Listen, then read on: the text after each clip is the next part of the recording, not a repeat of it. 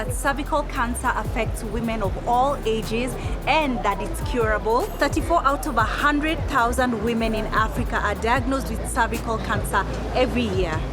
I know that this is a super uncomfortable topic, guys, but let's talk about it. The doctor confirmed, yes, you have cervical cancer. I told her, that's a lie, not me.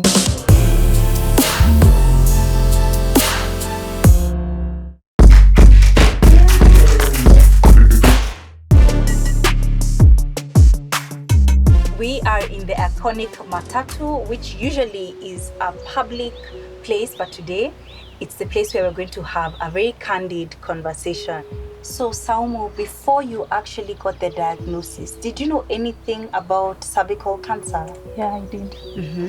I was mobilizing for the HPV vaccine for kids 9 to 14. I just knew the basic things. I didn't know it affected like everybody, but I just had a little bit knowledge about it. More than 95% of all cervical cancers are caused by the human papillomavirus, HPV.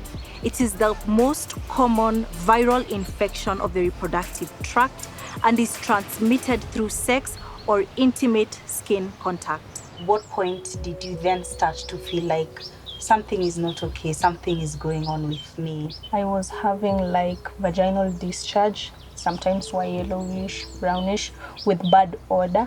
All I could bleed between periods. I was feeling itchy.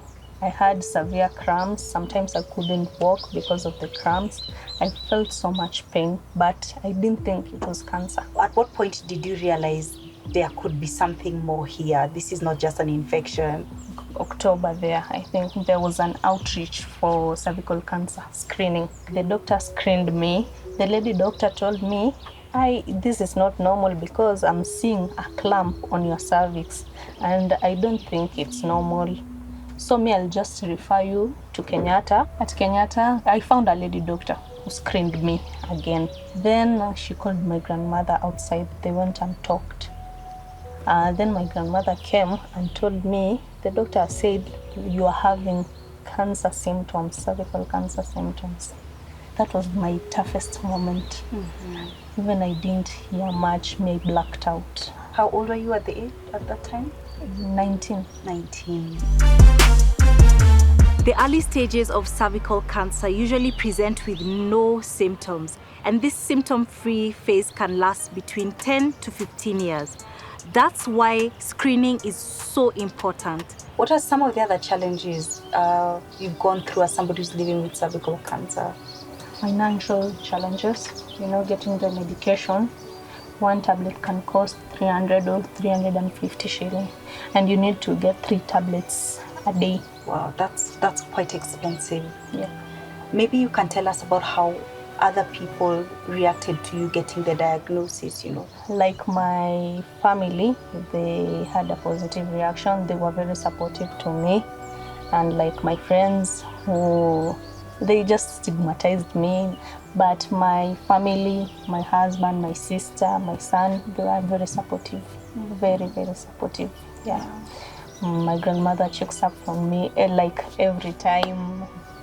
She'll just be calling me, are you okay? Did you take food today? Did you take your medicine today?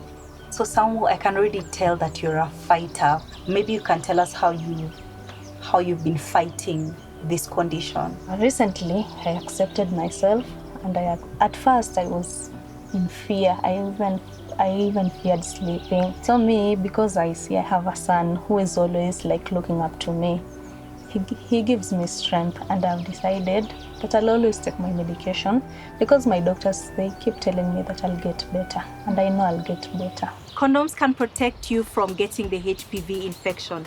And lastly, there's actually a HPV vaccine, which is highly effective. Thank you so much, Saumu, for sharing with us.